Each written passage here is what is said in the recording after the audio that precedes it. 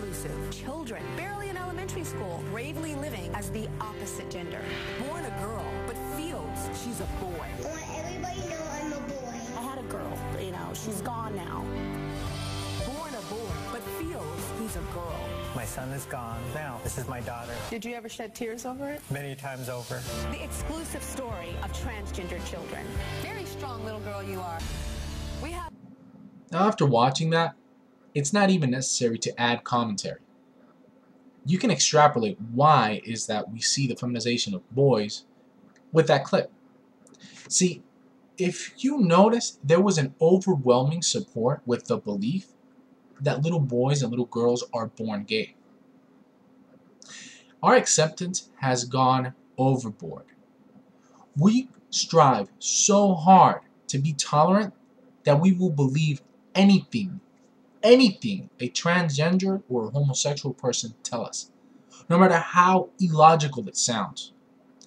This whole belief that you can be born knowing what sex you're attracted to is completely stupid. You don't know that. You don't have any knowledge of that. If anything, you're born asexual. You have no interest in anyone at that age. Now, there are many reasons why a little girl would choose to dress like a little boy. Think about it. Why? I don't know, comfort, not having to deal with your long hair, not having to wear makeup, not having to wear little heels, bras and such. It's pretty cool. Well, not really, but you can understand why a little kid would think that. And little boys are curious about everything.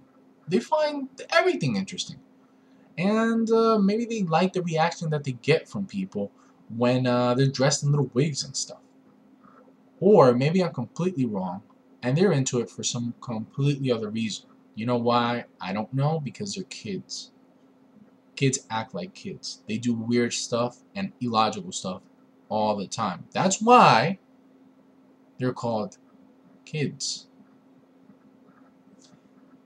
The homosexuality is not something that you're born with. You want to know why this comes up? This came up as a defense mechanism. Why? Because if you say that you're born that way, then you have no control over it. If you have no control over it, you're not responsible.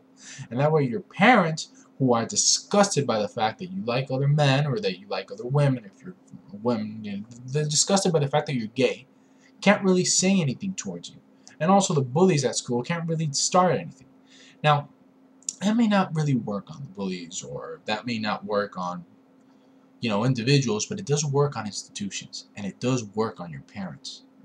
So you say you're born that way, they leave you the hell alone. And you know what? Who cares? You should have been left alone to begin with if you're gay. Absolutely.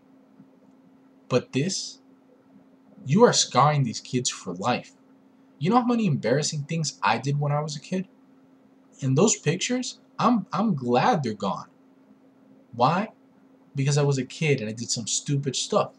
Like every kid does. And this is going to be permanent. They were seen on live TV. Or on national TV. Everyone saw them. So if they grow up and decide, you know what, this was a phase, they're stuck that way. Not to mention, there is an enormous amount of psychologists that say that this is completely crazy. This is a child being a child. They're into...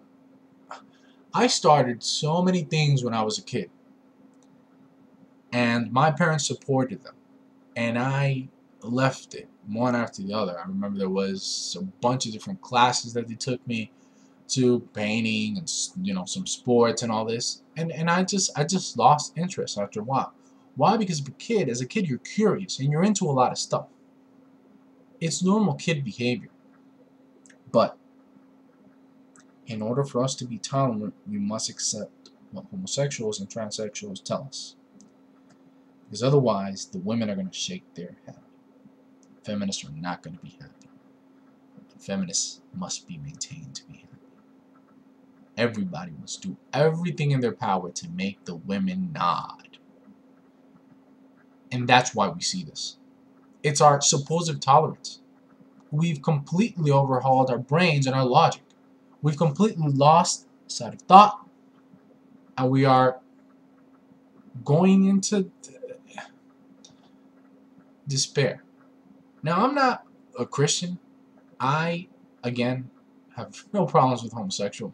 I support homosexual rights. I think they should have the right to be as miserable as anybody else. But this is bullshit. And I'm ashamed of my party for what they do and their part in it. As a Democrat, this is one of the things that really makes me ashamed. This and everything Obama does when it comes to what he's done to Title IX, when it comes to what he said on Father's Day, and a whole bunch of other things.